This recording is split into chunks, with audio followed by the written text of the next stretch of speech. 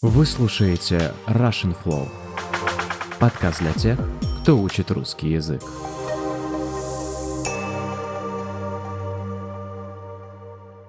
Всем прибольшущий привет. С вами снова подкаст The Russian Flow и его ведущий Лёша. Спасибо, что выбрали потратить 15-20 минут своей жизни на прослушивание моего подкаста. Для меня это очень важно и ценно. Ведь так я понимаю, что делаю этот проект не зря. Если вам не сложно, то оцените, пожалуйста, этот подкаст на той платформе, где вы его слушаете. Так мы будем расти быстрее и помогать другим людям находить The Russian Flow. Заранее огромное спасибо. Сегодня, в отличие от предыдущего выпуска, нас действительно ждет очень личный и даже тяжелый разговор. Сегодня мы обсудим одну из самых незаметных, но при этом самых разрушительных эпидемий нашего времени. Эта болезнь уже разрушила тысячи жизней и, к сожалению, не собирается на этом останавливаться. Вы уже, наверное, поняли, о чем я. Да, совершенно верно. Я говорю об игровой зависимости. Ставки на спорт, онлайн-казино, игровые автоматы. Знаете, как только я планировал создание The Russian Flow, я уже тогда знал, что рано или поздно сделаю эпизод именно по этой теме. Дело в том, что для меня игровая зависимость – самая настоящая реальность, с которой я когда-то столкнулся. Несколько лет назад я работал в компании, которая занималась ставками на спорт. Я был, как говорится, по ту сторону баррикад и видел очень многое.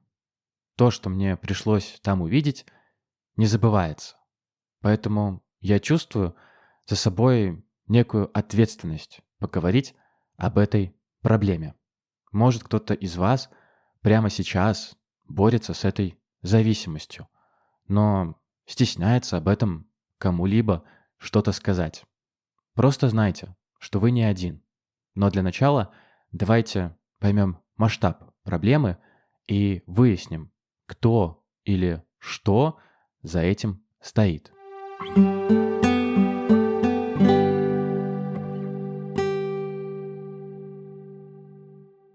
Кого вы представляете, когда слышите слово «игроман»? Игроманом в русском языке мы называем человека, который зависим от азартных игр. Так вот, чаще всего игроманом мы представляем взрослого мужчину средних лет, который после работы отправляется в казино. Да, это представление было верным лет 20 назад, но сейчас оно не совсем верное и, можно даже сказать, устаревшее. Сегодня игроманом может стать кто угодно. Никто не застрахован от этой проблемы. Им может быть и студент, который хочет выиграть немного денег, и молодая мама, скучающая в декрете. Кстати, декретом мы называем время, когда женщина не работает, а ухаживает за маленьким ребенком. Обычно декрет составляет 3 года, что значительно больше, чем в тех же европейских странах. Но мы немного отвлеклись от главного. Я веду к тому, что с развитием интернета стать игроманом гораздо проще, чем это было раньше. Сейчас с нажатием одной кнопки мы можем играть в абсолютно любую азартную игру. По некоторым данным ВОЗ, примерно 1,5% людей в мире страдает от игровой зависимости. Вы представляете себе масштаб проблемы? Это буквально сотни миллионов людей. И их число будет, конечно, расти, потому что игровая индустрия, как я уже сказал, стала максимально доступной. Но почему люди играют? Разве они не могут остановиться? Или они такие жадные и глупые, что сами виноваты? А вот это совсем неправда. К сожалению или к счастью, виновата наша человеческая природа, которой так умело пользуются гиганты игорной индустрии. Давайте разбираться, в чем же здесь дело.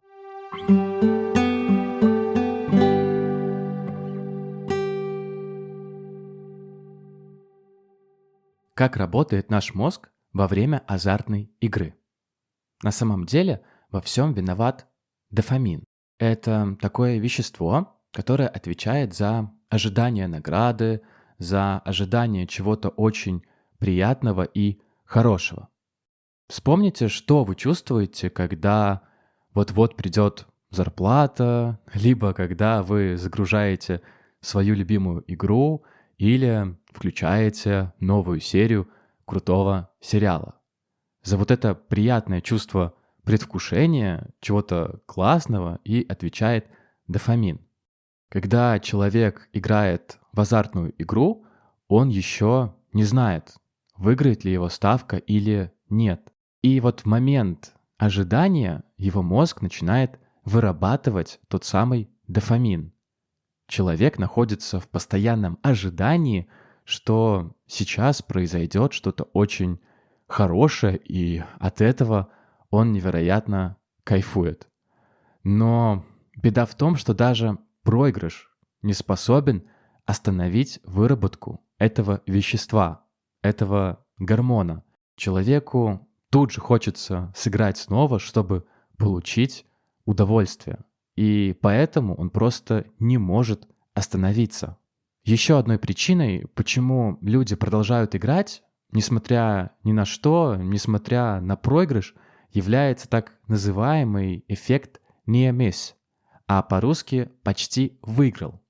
Представьте человека, который играет в автоматы, и ему выпадают в линию 2 семерки и 1 вишня, причем несколько раз подряд.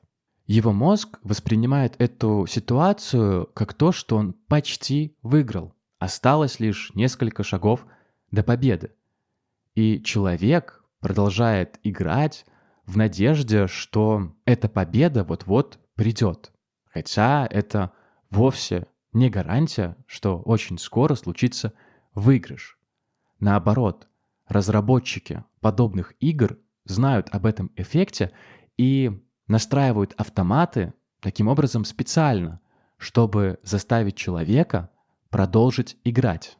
И последнее, о чем я бы хотел поговорить в этой части, это об иллюзии контроля над результатом. Что это такое? Смотрите, когда человек делает ставку или играет в автоматы, он хочет думать, что от него многое зависит. Команда, на которую он поставил, или число в рулетке, которое он выбрал, неважно. Он считает, что результат зависит не от удачи или случайности, а от его собственных действий. Но в любой игре в долгосрочной перспективе результат только один – проигрыш. Математика будет всегда против игрока. Победить казино или букмекерскую контору невозможно. Но нашему мозгу хочется верить, что он умнее системы и нужно лишь немного усилий, чтобы победить. И вот так, незаметно для человека, и формируется сильная зависимость.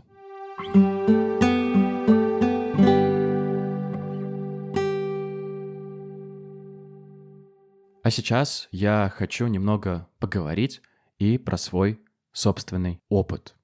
Как я уже сказал ранее, мне пришлось несколько лет работать в букмекерской конторе.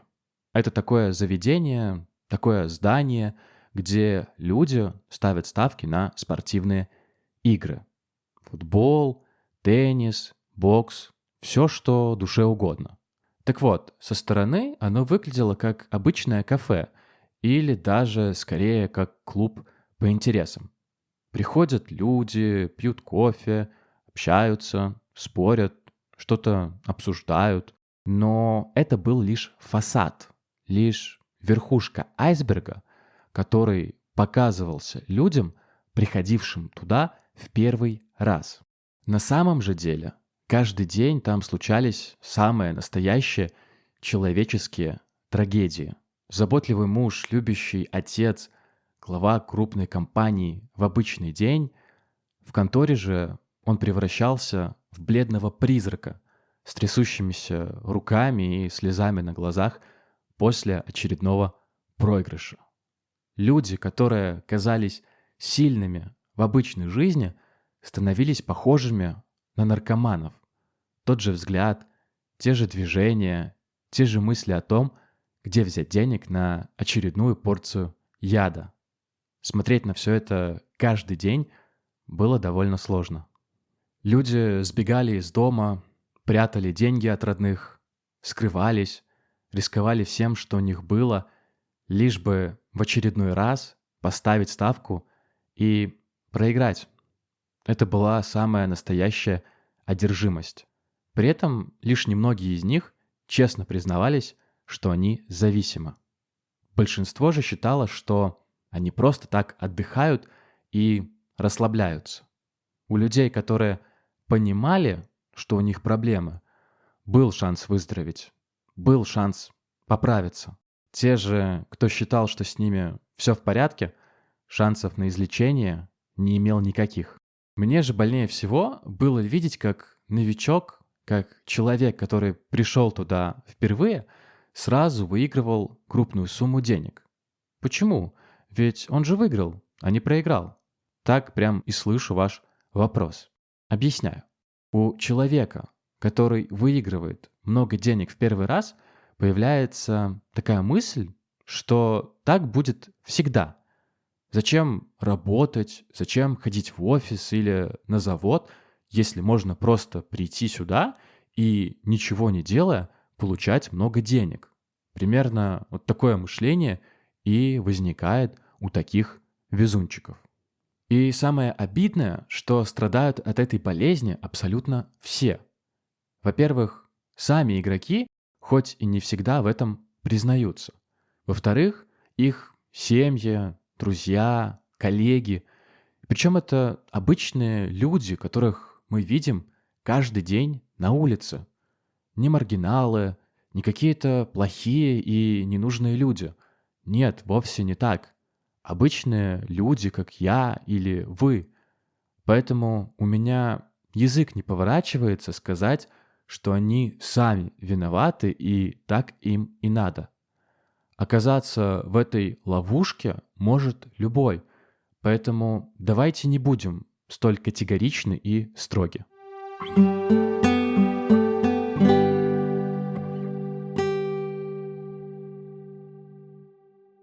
Сегодня я вам много рассказывал про игроманию, но не предложил ничего конкретного для решения этой проблемы.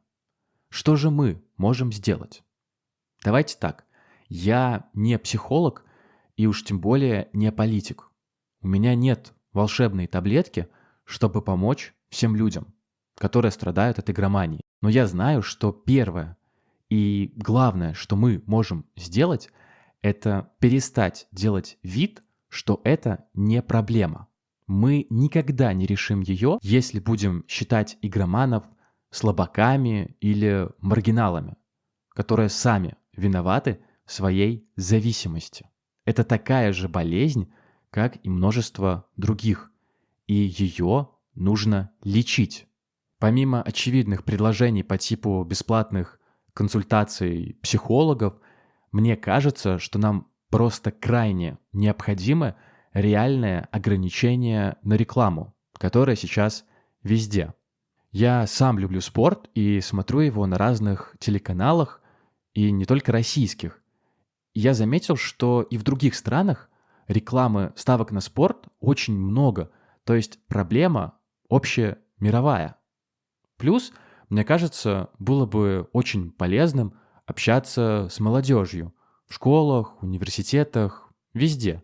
Не запрещать им не ругаться, а спокойно объяснять те механизмы, о которых мы сегодня говорили. И только таким образом мы сможем что-то изменить. Сейчас многие обвинят меня в популизме, потому что На словах, конечно, все это звучит очень красиво, но на деле, что конкретно я или вы можем сделать? Во-первых, если вы не играете, это здорово, это классно. Но, пожалуйста, не нужно осуждать тех, кто оказался в беде. Не нужно стигматизировать игроманов. Просто знайте, что такая проблема есть, и она очень-очень серьезная. Во-вторых, если же вы все-таки играете, то задайте себе вопрос. Способны ли вы контролировать игру? Сможете ли вы остановиться? И отвечайте, пожалуйста, честно. Вы единственный человек, который знает ответ на этот вопрос. Ну и наконец, если вы понимаете, что стали зависимым и можете себе в этом признаться, не бойтесь искать помощи. Независимо от того, где вы находитесь, есть много сообществ, онлайн-групп или психологов, которые могут вам помочь. Обязательно расскажите родным о своей проблеме. И помните, что вы не один. Просить помощи не должно быть стыдно. Стыдно– это продолжать разрушать свою жизнь и жизнь тех, кто вам дорог, зная правду.